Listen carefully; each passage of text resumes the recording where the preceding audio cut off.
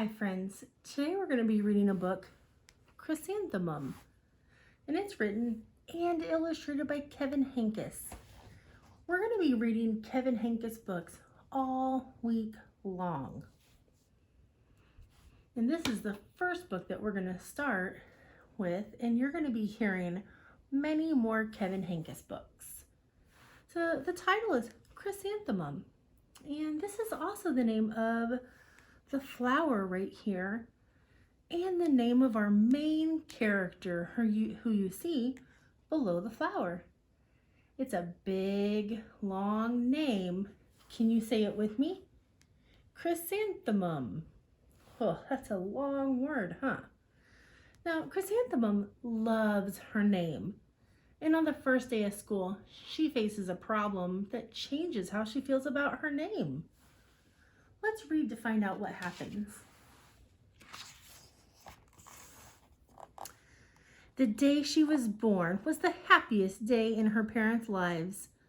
"She's perfect," said her mother. "Absolutely," said her father. And she was. She was absolutely perfect. "Her name must be everything she is," said her mother. "Her name must be absolutely perfect," said her father. And it was Chrysanthemum. Her parents named her Chrysanthemum. Chrysanthemum grew and grew and grew. And when she was old enough to appreciate it, Chrysanthemum loved her name.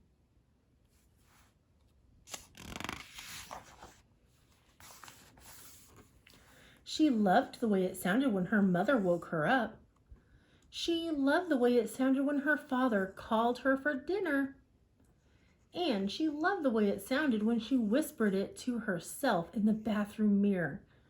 Chrysanthemum, chrysanthemum, chrysanthemum. Chrysanthemum loved the way her name looked when it was written with ink on an envelope. She loved the way it looked when it was written with icing on her birthday cake.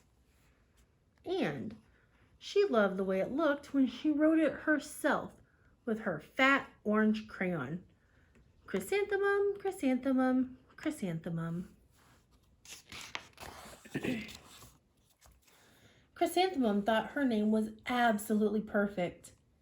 And then she started school. On the first day, Chrysanthemum wore her sunniest dress and her brightest smile. She ran all the way. "Hooray!" said Chrysanthemum. "School!" But when Mrs. Chud took roll call, everyone giggled upon hearing Chrysanthemum's name. Don, Evie, Louis, Al, Les, Kay, Max, Sue, Bill, Pat, Tom, Sam, Ken, Joe, Rita, Victoria, Chrysanthemum. Oh, friends, I noticed Chrysanthemum. She looks a little different from all her friends right now. Wonder how she's feeling.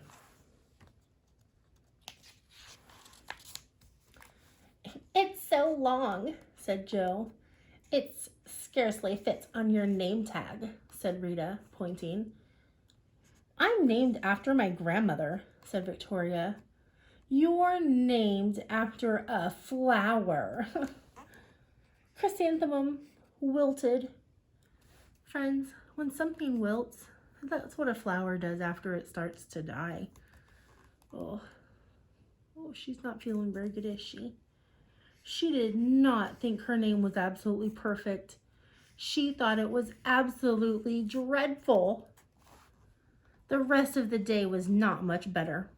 During nap time, Victoria raised her hand and informed Mrs. Chud that Chrysanthemum's name was spelled with 13 letters. "That's exactly half as many letters as there are in the entire alphabet," Victoria explained. "Thank you for sharing that with us, Victoria," said Mrs. Chud. "Now put your head down."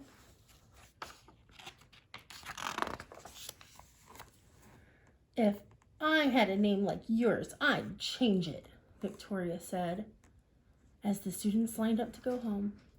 I wish I could, thought Chrysanthemum miserably. Oh, she looked so miserable, friends. Welcome home, said her mother. Welcome home, said her father. School is no place for me, said Chrysanthemum. My name is too long. It scarcely fits on my name tag, and I'm named after a flower. Oh, pish, said her mother. Your name is beautiful. And precious and priceless and fascinating and winsome, said her father. It's everything you are, said her mother. Absolutely perfect, said her father.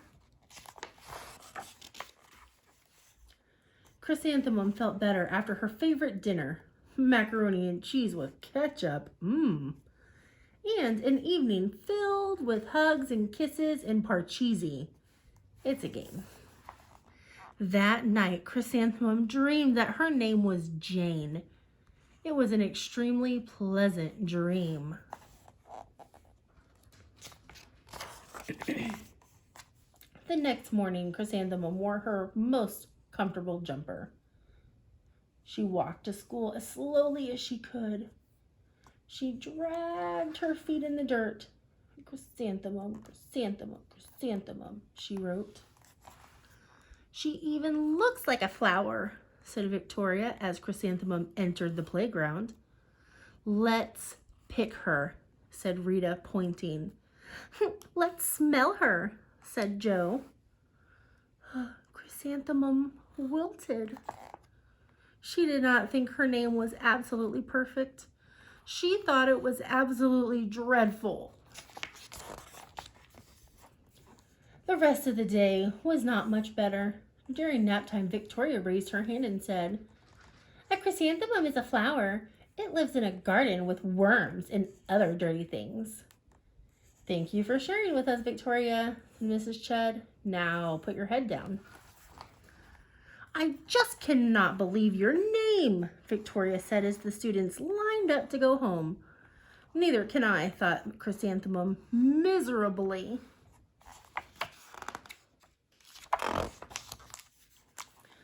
Welcome home, said her mother.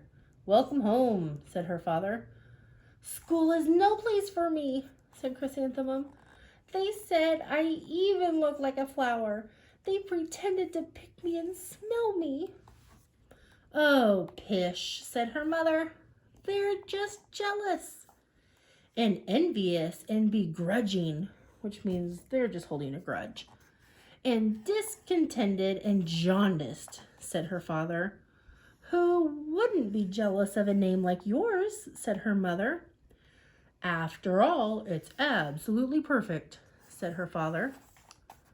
Chrysanthemum felt a trifle better after her favorite dessert, chocolate cake with buttercream frosting, and an evening filled with hugs and kisses and parcheesi. They must love that game together, huh? That night, Chrysanthemum dreamed that she really was a chrysanthemum. She sprouted leaves and petals. Victoria picked her and plucked the leaves and petals one by one until there was nothing left but a scrawny stem. It was the worst nightmare of Chrysanthemum's life. Well, friends, why do you think she's having such a bad dream? Chrysanthemum wore her outfit with 7 pockets the next morning. She loaded the pockets with her most prized possessions and her good luck charms.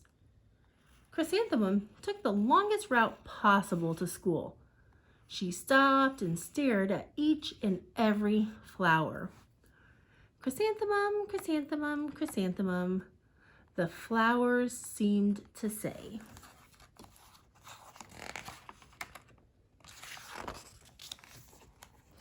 That morning, the students were introduced to Mrs. Twinkle, the music teacher. Her voice was like something out of a dream, as was everything else about her. The students were speechless. They thought Miss Twinkle was an indescribable wonder. They went out of their way to make a nice impression. Mrs. Twinkle led the students in scales.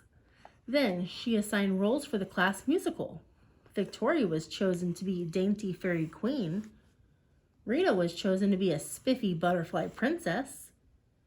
Jo was chosen as the all-important pixie messenger. And Chrysanthemum was chosen to be a daisy.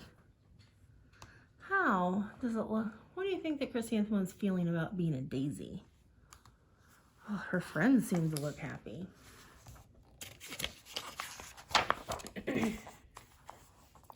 Chrysanthemum's a daisy, chrysanthemum's a daisy, Jo, Rita, and Victoria chanted, thinking it was wildly funny. Chrysanthemum wilted. She did not think her name was absolutely perfect. She thought it was absolutely dreadful. What's so humorous? Asked Mrs. Twinkle. Chrysanthemum, was the answer. Her name is so long, said Jo. It scarcely fits on her name tag, said Rita, pointing.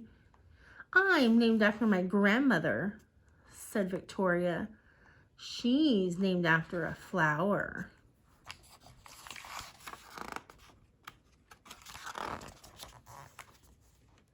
My name is long, said Mrs. Twinkle. It is, said Jo. My name would scarcely fit on a name tag, said Mrs. Twinkle. It would, said Rita, pointing. And, said Mrs. Twinkle, I'm named after a flower too. You are, said Victoria. Yes, said Mrs. Twinkle, my name is Delphinium. Delphinium Twinkle. And if my baby is a girl, I'm considering Chrysanthemum as a name. I think it's absolutely perfect. Chrysanthemum could scarcely believe her ears. She blushed, she beamed, she bloomed. Chrysanthemum, chrysanthemum, chrysanthemum. Oh, she's looking so happy again, friends. Jo, Rita, and Victoria looked at Chrysanthemum longingly. Call me Marigold, said Jo. I'm Carnation, said Rita, pointing. My name is Lily of the Valley, said Victoria. Chrysanthemum did not think her name was absolutely perfect. She knew it. The end. All right, friends. Now you're going to go answer your question on Seesaw, and we'll chat about our story when we all come back to class.